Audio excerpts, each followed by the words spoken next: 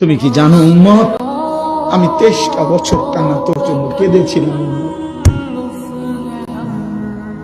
আমি এমন কাঁদা কাঁদছি রে উম্মত তোদের জন্য, এশার নামাজের পরে দাঁড়াইছি, ফজরের আজান পর্যন্ত আমি আমার মালিকের কাছে তোদের জন্য, উম্মতের জন্য চোখের পানি ফেলে কাঁদছিলাম।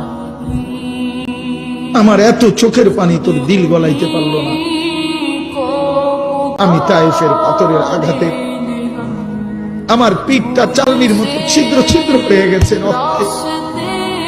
আমি বুকে পেটে 2টা পাথর বাঁধছি ক্ষুধার কষ্টে।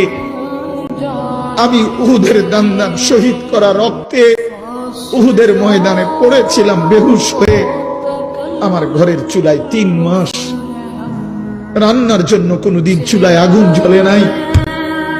আমার এত চোখের পানি, এত রক্ত, এত ক্ষুধার কষ্ট কিছুই তোর